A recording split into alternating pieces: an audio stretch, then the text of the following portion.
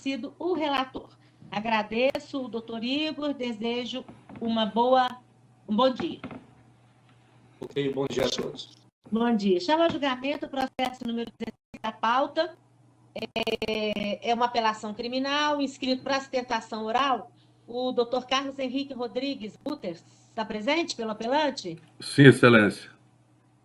Doutor Carlos Henrique, o senhor tem a palavra pelo prazo regimental. Excelentíssimos desembargadores desta colenda nona Câmara Criminal, douta Procuradoria-Geral de Justiça, pré-claros advogados, senhoras e senhores serventuários e demais presentes. Excelências, o ora apelante foi condenado em primeiro grau de jurisdição pelos supostos crimes de lesão corporal, ameaça e dano qualificado. Conforme passaremos a expor, excelências, a sentença apelada é passível a toda evidência de anulação e reforma. Antes, porém, excelências, faço um registro que julgo indispensável.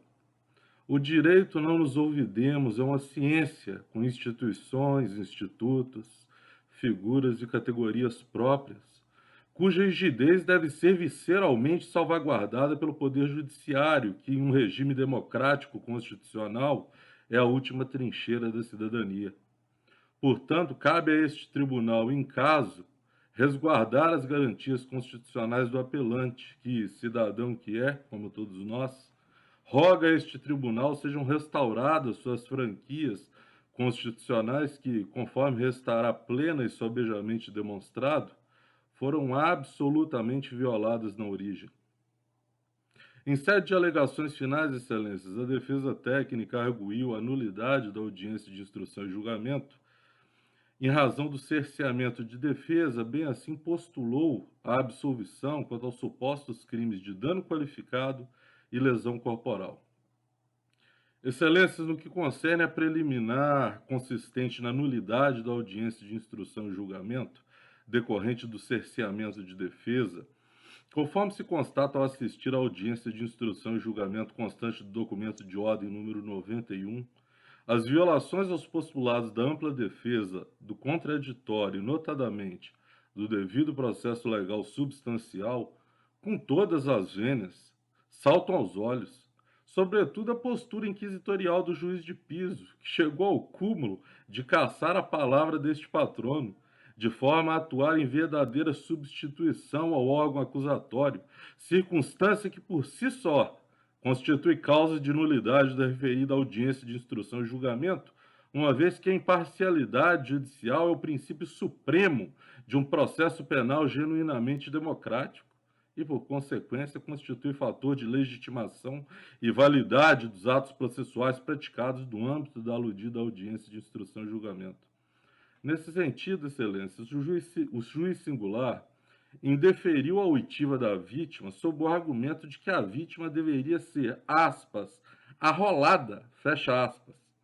Vejamos, pois, o que preceitua o artigo 400 do Código de Processo Penal.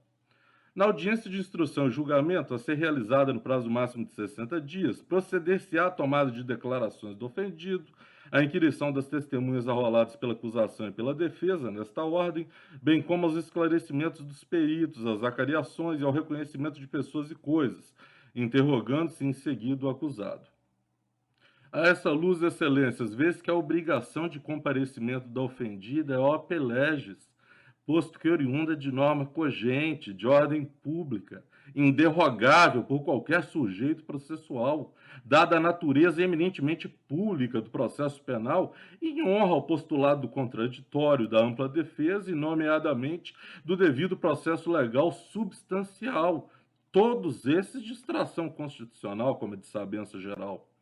Neste passo, preleciona o mestre Aurí Lopes Júnior, aspas para as palavras desse magistral jurisconsulto. A vítima não pode negar-se a comparecer para depor, artigo 201, parágrafo 1º, sob pena de condução, inclusive na fase policial. Poderá, contudo, pedir que o réu seja retirado da sala de audiências no momento em que for depor, se a presença daquele influir no seu estado de ânimo ao depor. Ainda tampouco pode invocar, aspas, direito de silêncio, fecha aspas, pois essa é uma garantia que apenas o imputado possui. Fecha aspas. Palavras desse grande jurista de escola. Ademais, Excelência, segundo se compulso a ler o documento de ordem número 84, a suposta ofendida foi regularmente intimada, razão pela qual compareceu no dia da audiência de instrução e julgamento, constante do documento de ordem número 91, fato que se prova ao assistir o início da gravação da audiência de instrução e julgamento, em cujo começo o serventuário e o próprio juiz singular afirmam, ao serem indagados por este patrono, que, aspas, ela está presente, fecha aspas. Portanto, ao indeferir contra a legem a oitiva da suposta ofendida, ao exigir requisito que sequer consta do Estatuto Processual Penal, a saber, o inditado arrolamento, o juiz de piso violou o artigo 400 do CPP, bem como o postulado do contraditório, da ampla defesa do devido processo legal substancial, todos de extração constitucional. A propósito, Excelências, há de argumentando, vale dizer, por amor ao debate, saliente que, se o cerebrino arrolamento fosse de fato necessário, ainda assim o juiz singular não poderia ter indeferido a oitiva da vítima, posto que, neste caso, haja visto o comparecimento da suposta ofendida e, em nome do contraditório, da ampla defesa do devido processo legal, deveria ter sido aplicado, reitere-se, caso fosse efetivamente imperioso o indigitado arrolamento, ter-se-ia que se aplicar o princípio da instrumentalidade das formas e procedida a oitiva da suposta ofendida, que, repita-se a exaustão, compareceu na data e hora aprazados. Portanto, a evidência impõe-se a nulidade in totum da audiência de instrução e julgamento realizada em primeiro grau de jurisdição.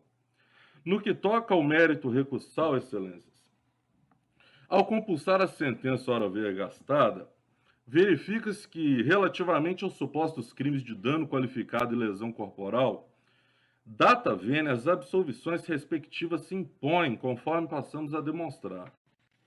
No que diz respeito ao crime de dano qualificado, consta da denúncia, aspas, ato contínuo, o autor, bastante exaltado de forma violenta, começou a danificar os objetos da residência, como televisão, armário e o vidro da porta da cozinha, fecha aspas. Comecemos, Excelências, pela porta da cozinha. Ao compulsar o documento de ordem número 4, a suposta ofendida afirmou que, aspas, a casa em que residem é de aluguel, fecha aspas.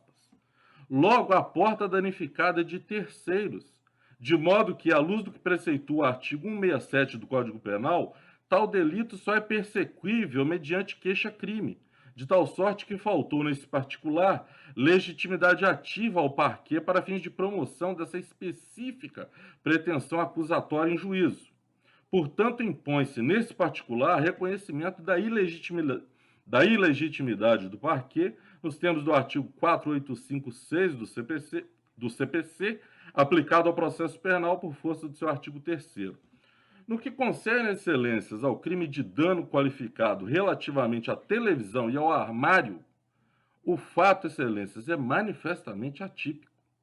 Nunca é demais rememorar que o direito penal é regido pelo princípio da taxatividade, que, segundo Fernando Capês, aspas, a lei penal deve ser precisa, uma vez que um fato só será considerado criminoso se houver perfeita correspondência entre ele e a norma que o descreve.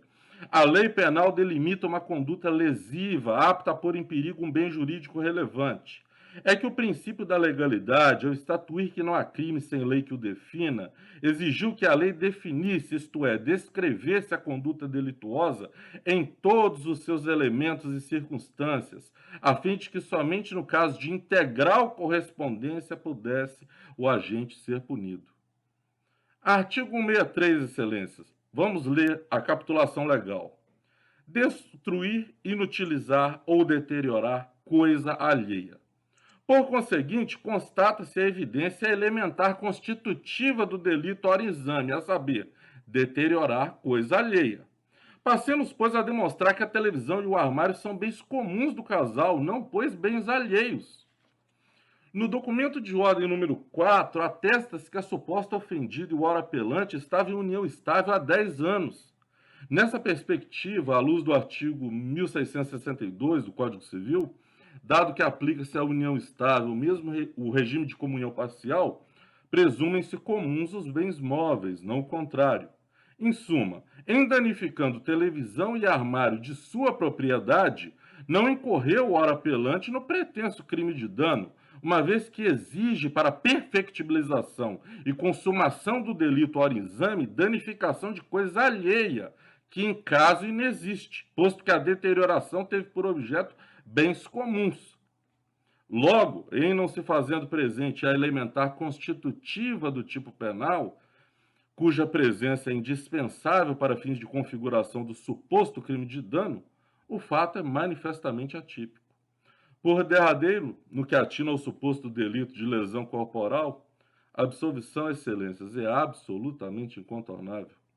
Narrou o Ministério Público na denúncia, verbo ad verbum.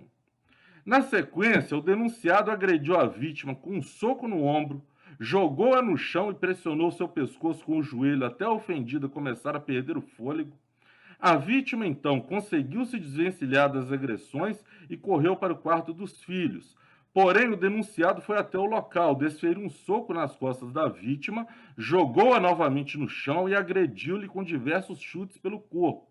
Em seguida, a ofendida sentou-se no sofá com seu filho de 2 anos no colo, ocasião em que o autor deu socos em sua cabeça, inseriu o dedo em seus olhos e bateu sua cabeça contra a parede. Vê-se, excelências, que o parquê descreveu genuína batalha campal. Vejamos, pois, o que surge das provas coligidas nos autos. À vista do que se lê no documento de ordem número 27, há uma discrepância acachapante em cotejo com o descrito na exordial acusatória. Eis o conteúdo do laudo indireto constante do documento de ordem número 27 referente à suposta vítima. Aspas, ao exame, apresenta hiperemia em pescoço, não apresenta escoriações ou hematomas. Fecha aspas. Curiosamente, no documento de ordem número 17, o ora apelante também apresenta aspas, hematoma em região do pescoço, fecha aspas, acerca do qual alegou ser chupão oriundo de relação sexual ocorrida no dia anterior. Ora, excelências, à luz do conteúdo dos laudos periciais, em cotejo com o teor da denúncia, qual é a versão factual mais plausível? A versão do ora apelante ou a versão ministerial? Se a versão ministerial for mais plausível, teremos que concluir, mutatis mutandis e com todas as vênias, que a possibilidade de uma montanha parir um rato também se reveste de plausibilidade data máxima vênia. Portanto, excelências, a batalha campal descrita da denúncia é inexistente, visto que não correspondeu aos resultados corroborados pelas provas encartadas aos autos, razão pela qual a absolvição do ora apelante se impõe. Em suma, excelências, ante todo o exposto e convicto da seriedade e compromissos jurídicos deste egrégio tribunal, requer-se como medida da melhor e da mais lídima justiça, preliminarmente a anulação da audiência de instrução e julgamento, em razão da violação ao postulado contraditório, ampla defesa e do devido processo legal substancial, todos de extração constitucional, com vistas a que seja renovada e, caso superada a preliminar, seja provido no mérito presente apelo para o fim de reformar a sentença apelada, a fim de absolver o ora apelante relativamente à imputação alusiva aos delitos de dano qualificado e lesão corporal. É o que se requer, excelências. Muito obrigado. Agradeço, doutor Carlos Henrique. Como voto o desembargador Valder? Ouvi com atenção, o voto tem 11 laudas. Me permita ler a ementa e o voto, ao final, estará à disposição do ilustre advogado. A ementa está assim: a oitiva do ofendido não constitui ato processual obrigatório, podendo ser dispensado pela parte que arrolou. O órgão ministerial detém legitimidade ativa para processar e julgar os feitos que têm como objeto crime de dano praticado com emprego de violência ou grave ameaça, conforme interpretação a contrário senso do artigo 167 do Código Penal. Incabível o pleito de absolvição se os elementos de convicção indicam suficientemente a autoria e a materialidade dos delitos. As escusas absolutórias do artigo 181, inciso 1 do Código Penal, não se aplica se o crime foi praticado com emprego de violência ou grave ameaça. A inteligência do artigo 183, inciso 1 do Código Penal. Necessária adequação da dosimetria, que não atende aos princípios da proporcionalidade e individualização da pena. Ao final, meu julgamento, colocado à disposição dos meus pares, é o seguinte: com tais fundamentos que estão arrolados, arrazoados no acórdão, nego provimento ao recurso, mas de ofício redimensiono a reprimenda para 1 ano de reclusão, 8 meses, 5 dias de detenção e 11 dias de multa. Estes a razão mínima. É como decido. Como vota o doutor Heraclides? Acompanho o eminente relator. Fazendo parte da turma julgadora, também registro minha atenção à sustentação oral apresentada pelo doutor Carlos Henrique e eu acompanho o relator. Resultado do julgamento: negar o provimento ao recurso com alteração de ofício e proferir sustentação oral, doutor Carlos Henrique Rodrigo. Votos pelo apelante, a quem nós agradecemos e desejamos um bom dia. Obrigado a todos.